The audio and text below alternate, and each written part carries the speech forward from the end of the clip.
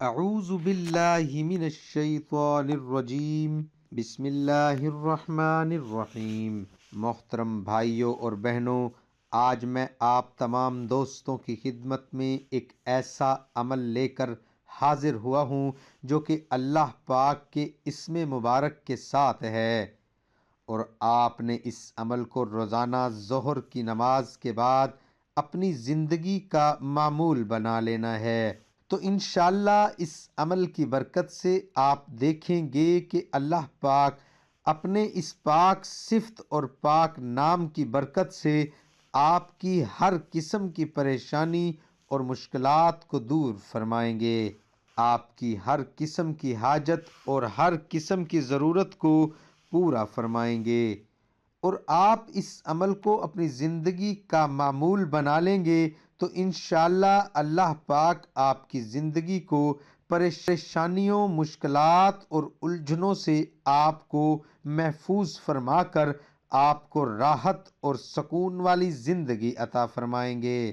تو اگر آپ یہ جاننا چاہ رہے ہیں کہ یہ مجرب عمل کیا ہے تو اس ویڈیو کو آخر تک لازمی دیکھیے گا، اور اس عمل کو شروع کرنے سے پہلے ثواب کی نیت سے میرے ساتھ مل کر نماز والا درود شریف پڑھ لیں۔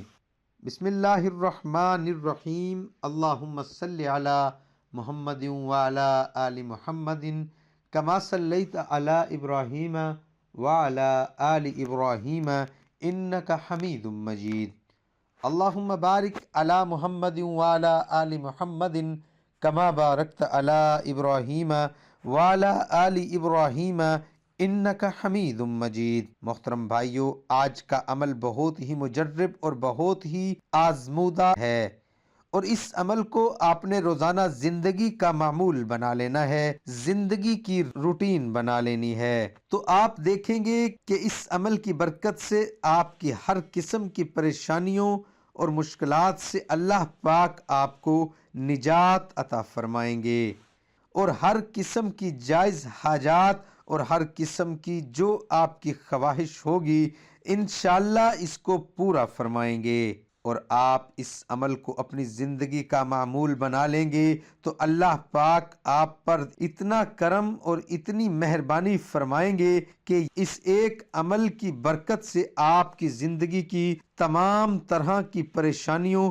اور مشکلات سے آپ کو نجات عطا فرمائیں، نجات عطا فرما کر آپ کو راحت اور سکون والی زندگی عطا فرمائیں گے۔ تو آپ نے کرنا یہ ہے کہ روزانہ ظہر کی نماز ادا کرنے کے بعد وہیں جائے نماز پر بیٹھ کر آپ نے اول و آخر 3 مرتبہ درود ابراہیمی پڑھنا ہے۔ اس کے بعد آپ نے ایک تسبیح 121 مرتبہ، یہ اللہ پاک کا اسم مبارک ہے الرحمن الرحمن، یہ آپ نے پڑھنا ہے 121 مرتبہ۔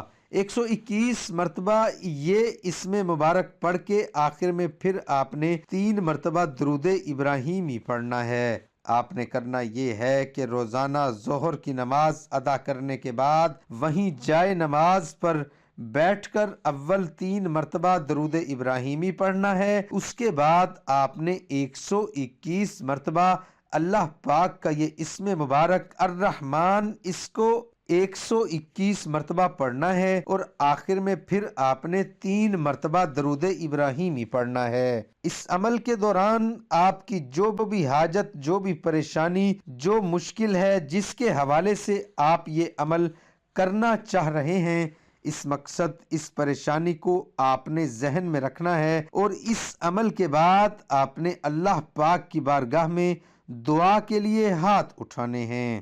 اس نیت، اس ارادے اور اس یقین کے ساتھ آپ نے ہاتھ اٹھانے ہیں، اور اللہ پاک سے اس طریقے سے آپ نے دعا مانگنی ہے جس طریقے سے آپ نے پہلے کبھی نہ مانگی ہو، اور روزانہ آپ یہ عمل کریں گے، اور روزانہ آپ نے اسی طرح سے اللہ پاک سے دعا مانگنی ہے جیسے آپ نے پہلے زندگی میں کبھی نہ مانگی ہو، اور یہ سوچ کر دعا مانگنی ہے کہ آج آپ کو آخری بار موقع ملا ہے، کوئی پتہ نہیں کہ اس کے بعد ہمیں موقع ملے بھی یا نہیں، اس لیے اس نیت سے اگر ہم مانگیں گے تو ہمارا ارادہ ہمارا یقین وہ بھی پختہ ہوگا، اور ہم جو چیز اللہ سے مانگ رہے ہیں وہ مانگنے میں بھی ہمیں سکون ملے گا، اور ہم مانگ بھی ٹھیک طریقے سے پائیں گے۔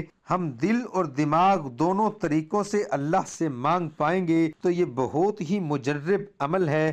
انشاءاللہ اللہ پاک آپ کو ضرور آپ کے مقصد میں کامیاب فرمائیں گے۔ محترم بھائیوں اور بہنوں، آپ کوئی بھی وظیفہ کریں تو آپ کو نماز کا اہتمام لازمی کرنا ہے۔ نماز پڑھنا ہر مسلمان مرد عورت پر فرض ہے۔ نجد والوں میں سے ایک شخص حضرت صلی اللہ علیہ وآلہ وسلم کے پاس آیا، سر پریشان یعنی بال بکھرے ہوئے تھے۔ ہم اس کی آواز کی بھن بھناہٹ سنتے تھے اور ہم سمجھ نہیں پا رہے تھے کہ وہ کیا کہہ رہا ہے، یہاں تک کہ وہ نزدیک آن پہنچا۔ جب معلوم ہوا کہ وہ اسلام کے بارے میں پوچھ رہا ہے، حضرت صلی اللہ علیہ وآلہ وسلم نے فرمایا کہ اسلام دن رات میں 5 نمازیں پڑھنا ہے۔ اس نے کہا بس اس کے سوا تو اور کوئی نماز مجھ پر نہیں؟ آپ نے فرمایا نہیں، مگر تو نفل پڑھے تو اور بات ہے۔ حضرت صلی اللہ علیہ وآلہ وسلم نے فرمایا اور رمضان کے روزے رکھنا؟ اس نے کہا اور تو کوئی روزہ مجھ پر نہیں ہے۔ آپ صلی اللہ علیہ وآلہ وسلم نے فرمایا نہیں، مگر تو نفل روزے رکھے تو اور بات ہے۔